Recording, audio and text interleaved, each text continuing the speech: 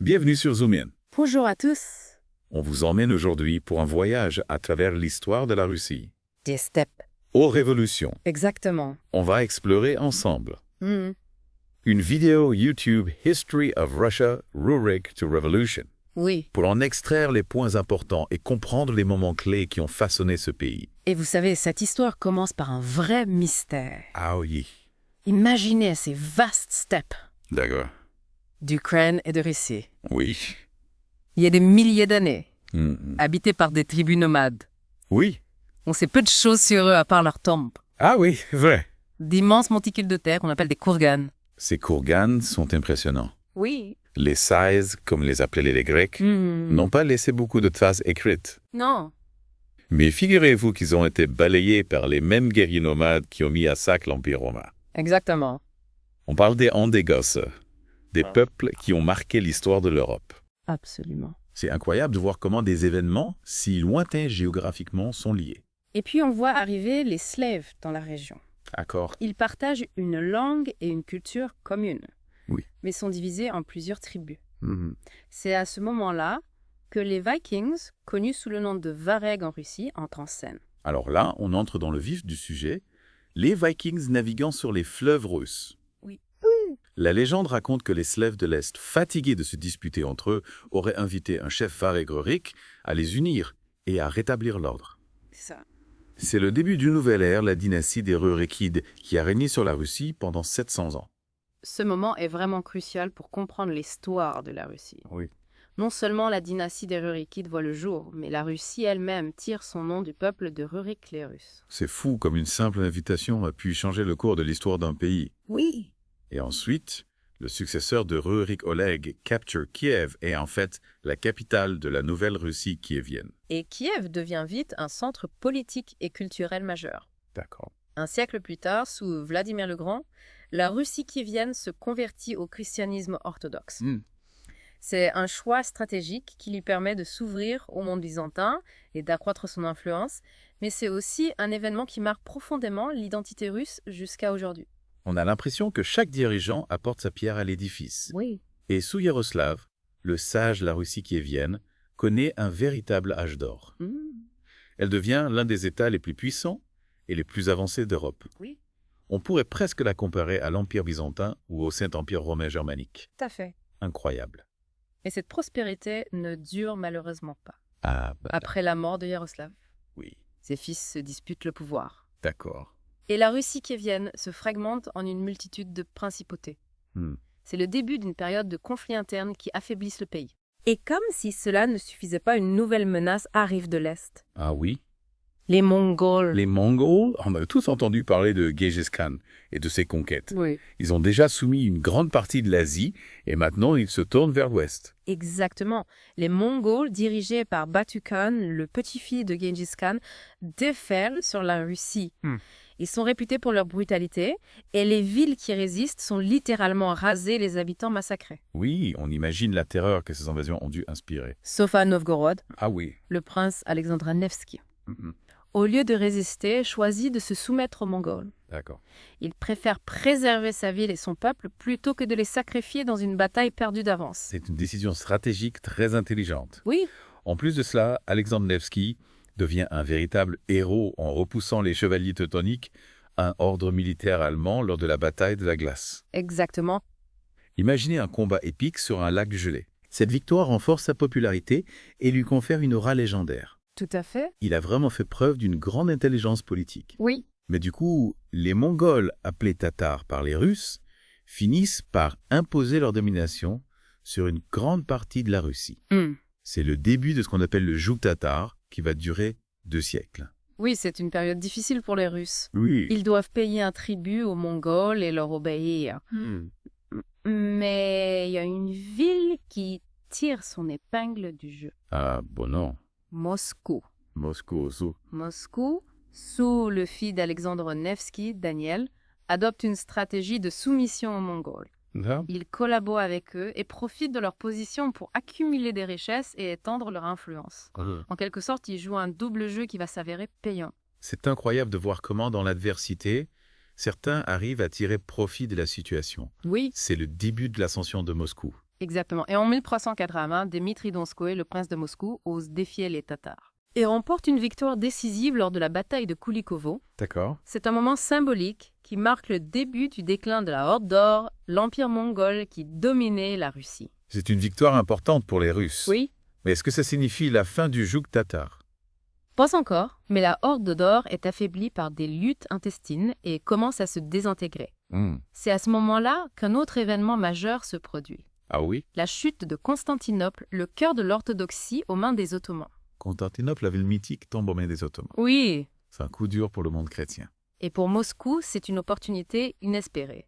Ah bon, hein? La ville se retrouve le dernier bastion de l'orthodoxie, ce qui lui confère un prestige immense.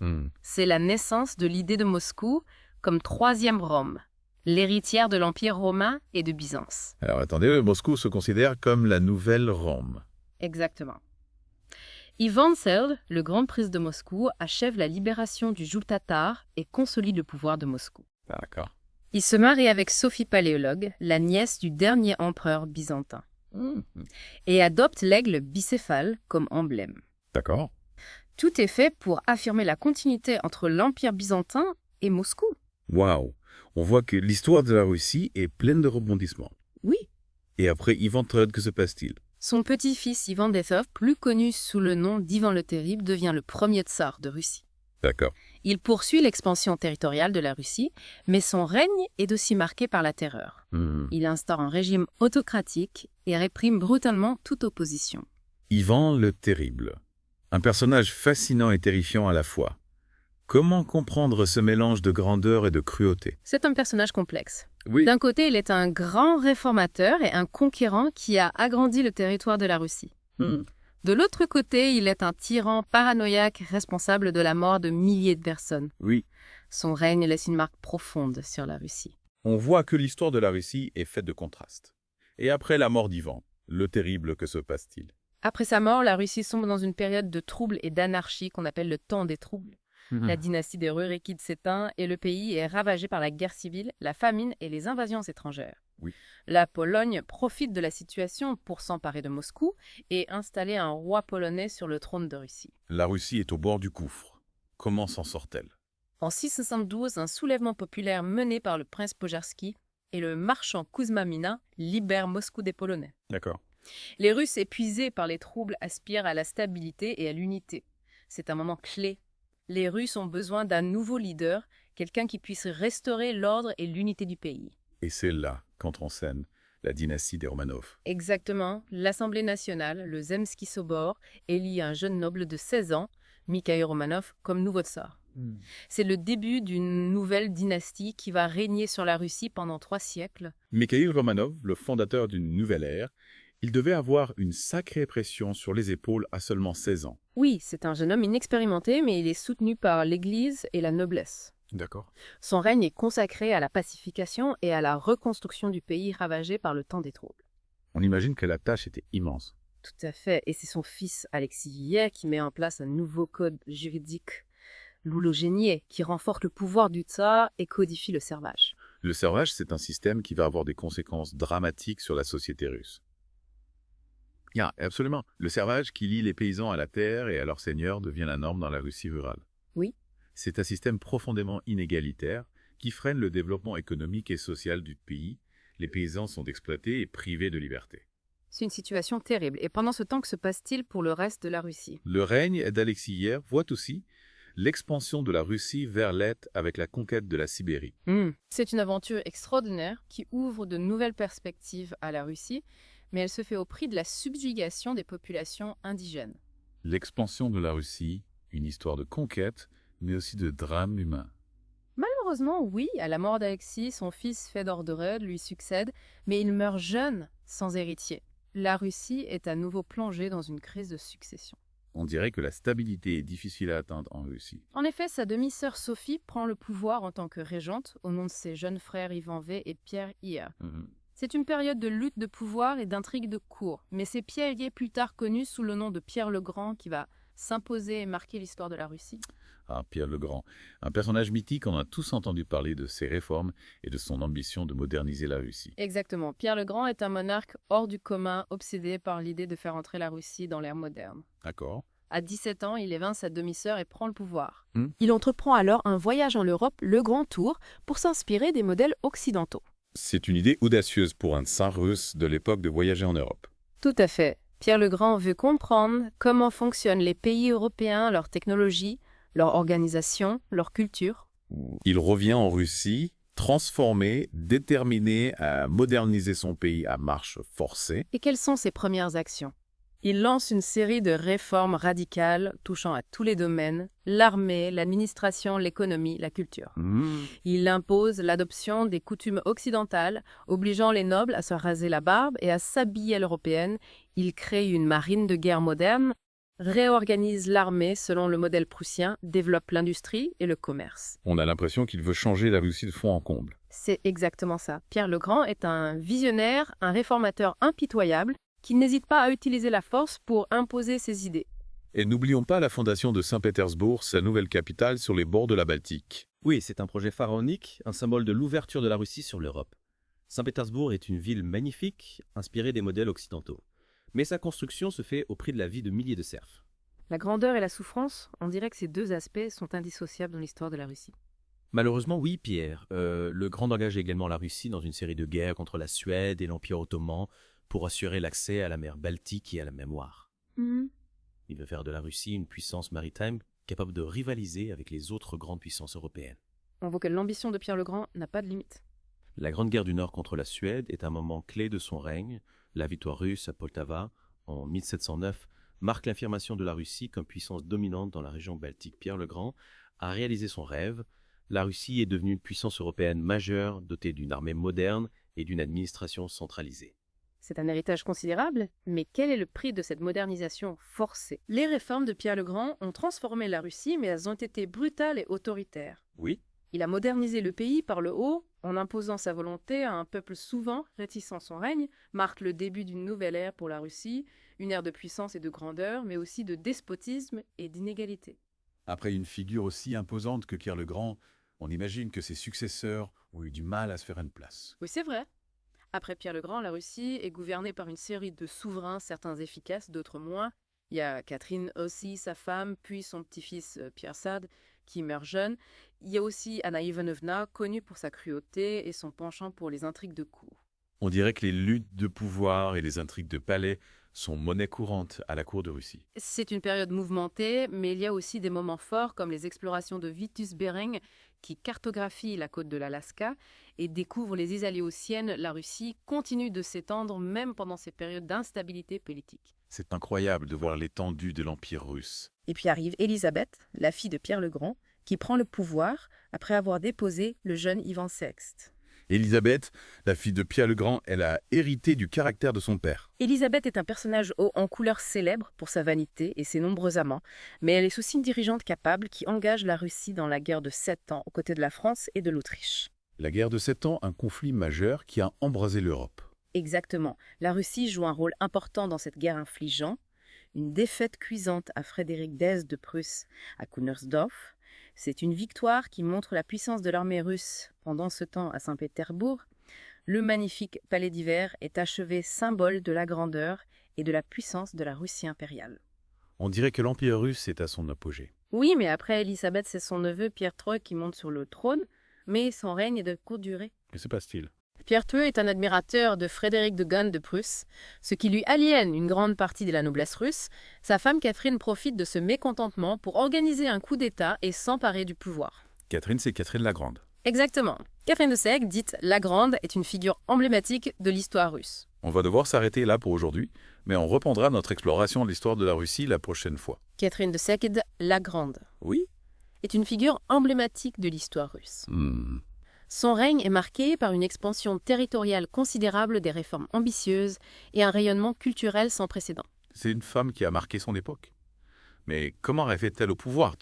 On a laissé la Russie avec son mari Pierre, qui n'était pas très apprécié par la noblesse. Effectivement, Pierre Thot, admirateur de Frédéric de Gaulle de Prusse, a mis en œuvre des réformes impopulaires et s'est aligné l'armée et l'Église.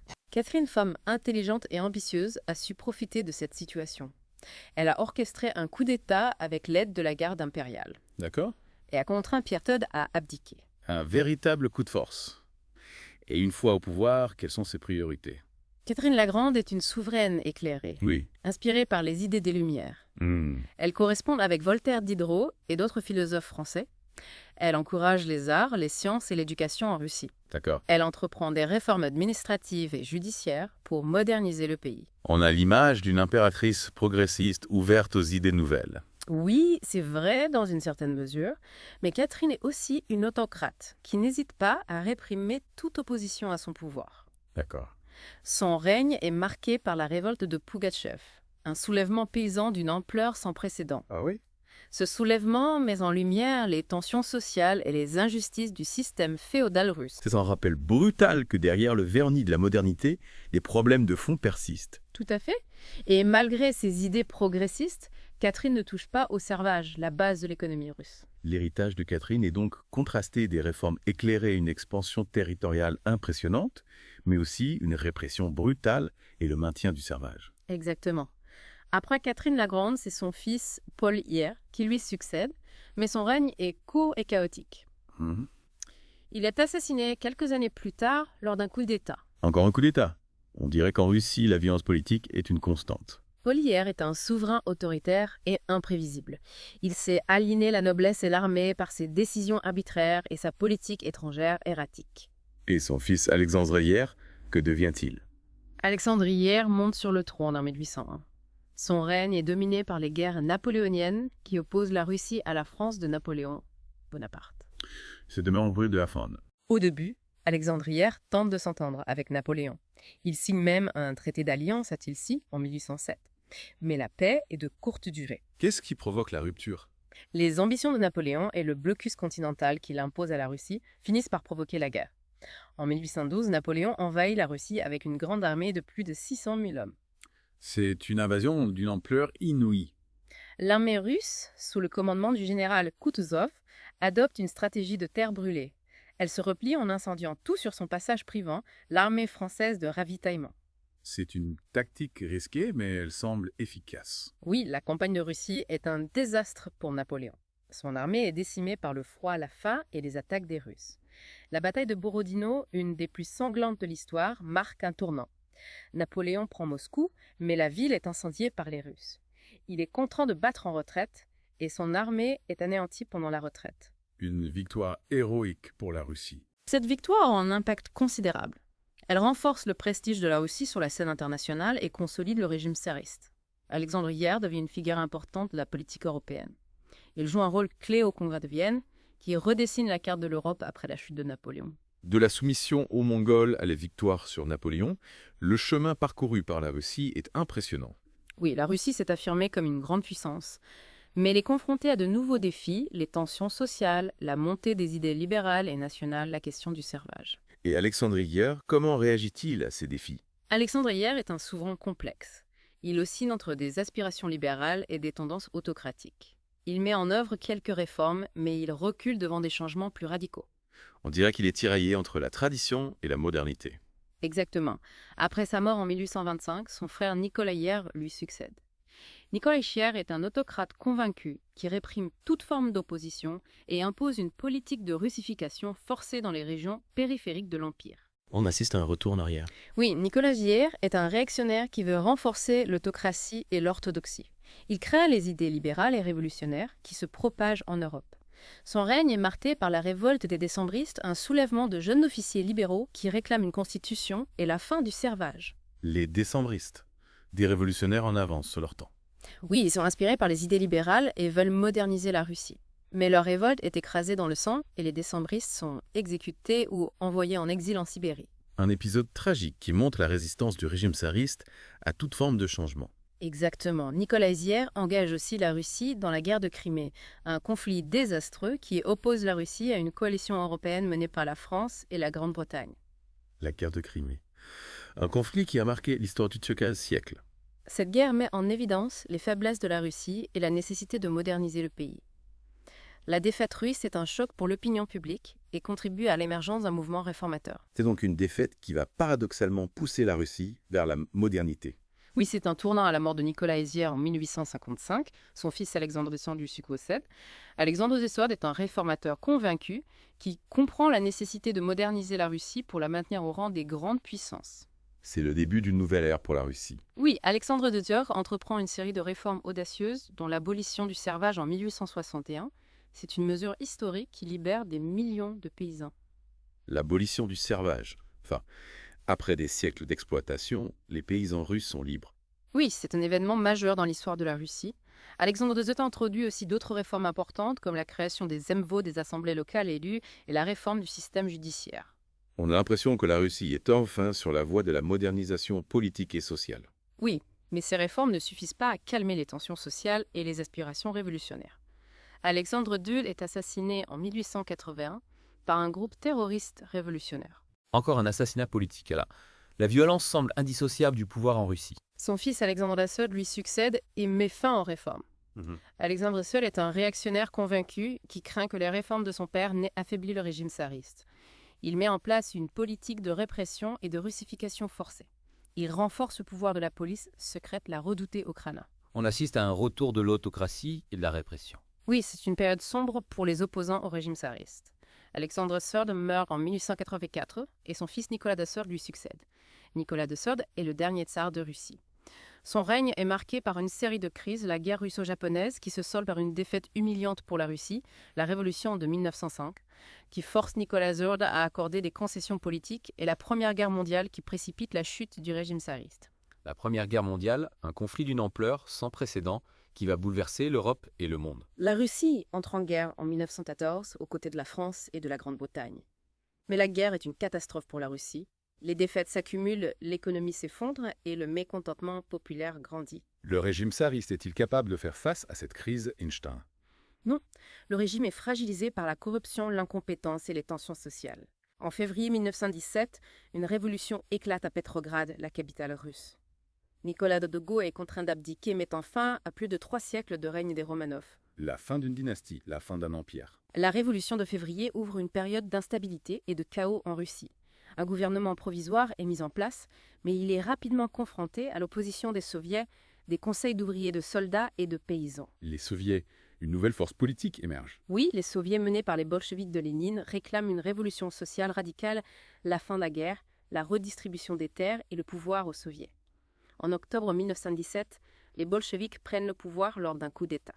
Lénine devient le chef du nouveau gouvernement soviétique. C'est le début d'une nouvelle ère pour la Russie, l'ère soviétique. Les bolcheviks mettent en place un régime communiste, le premier au monde.